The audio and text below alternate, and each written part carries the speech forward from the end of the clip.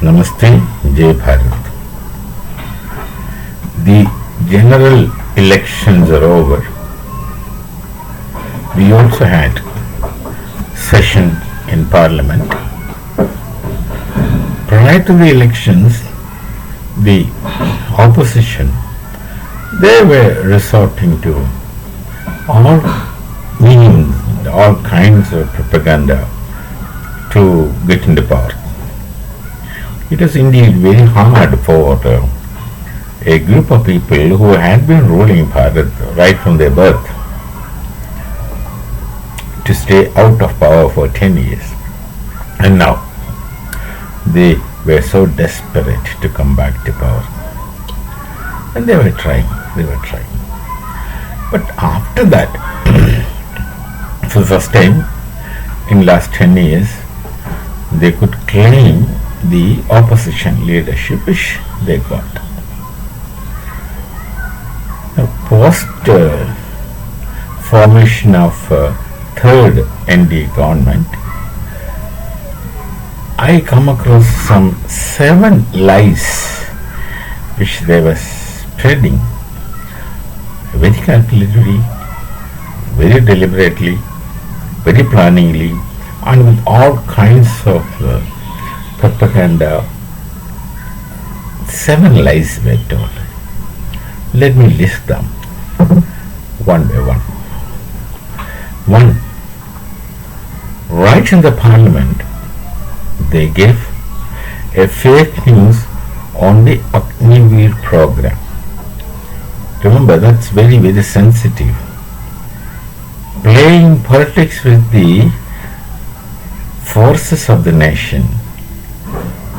If I am allowed to use the word, it's a great sin. We don't have that such a concept of sin in Hindu tradition. Papa is not really sin. Sin has a different connotation. But this, in their own context, is a great sin. Speaking lies about the forces. And of course, that was proved wrong. Number 1. Number 2, they made hue and cry about cracks in Atal Setu. But then later it was proved, there were no cracks in Atal Setu, there was something in an approach road, not really connected with the construction of the Setu.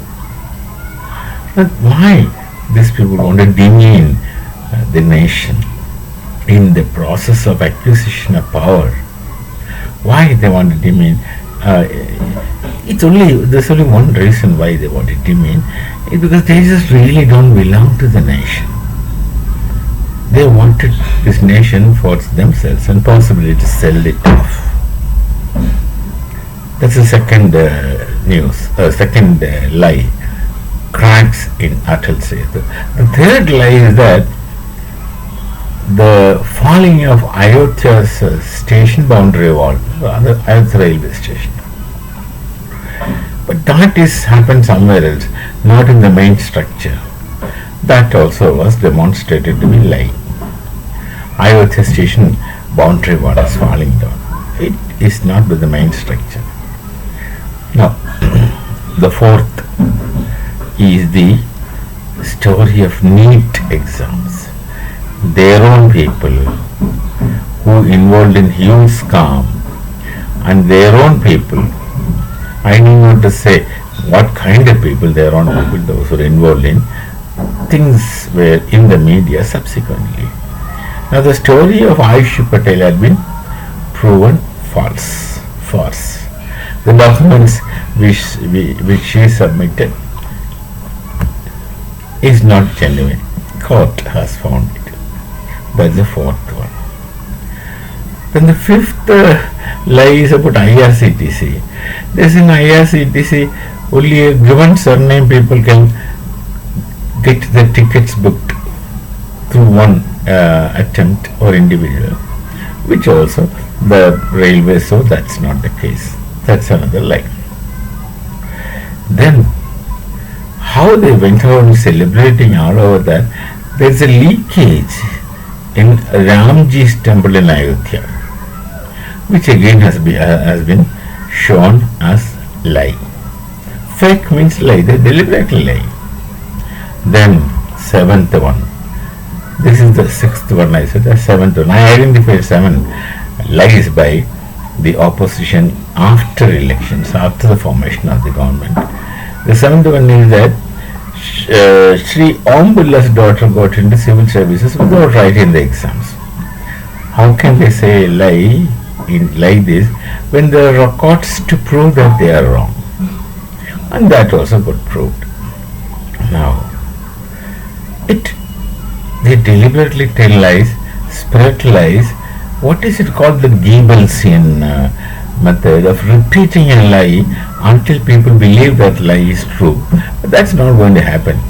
The days are gone of that.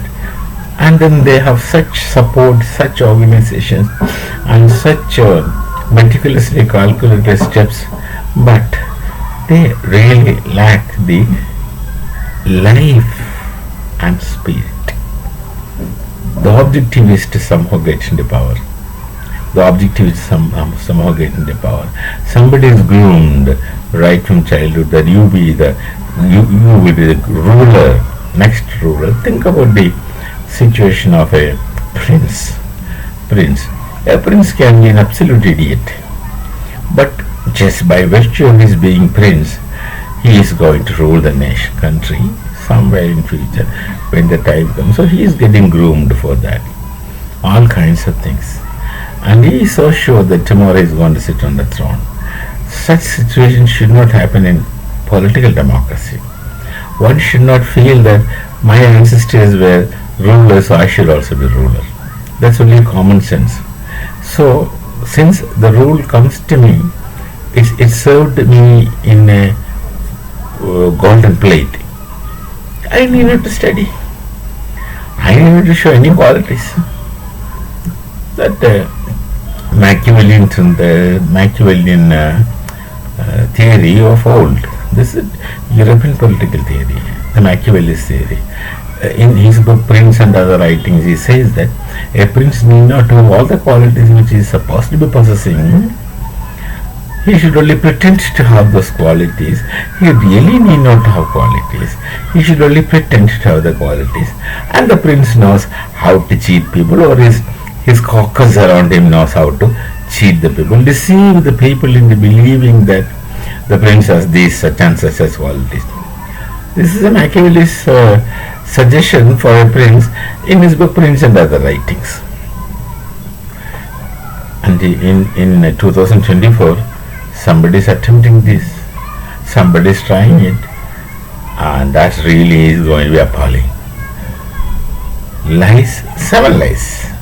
They keep spreading lies, and you, people of Bharat, will have to now face many more lies to come. Please don't believe until you are sure, or until you find the reality about it. This, of course, is the spirit in Bhargava Darshana, the Mimamsa philosophy. Somebody comes and tells you that this is in the Vedas, so you take it, and Mimamsa won't take it until he is convinced. So people of Bharata, the Nagariks of Bharata, should now exercise this kind of discretion and sensibility, not to fall victim for these lies and deceits and propagandas. This shall go on again for quite some time. So till we meet again, Namaste, Jai Bharat, Jai Shri Ram.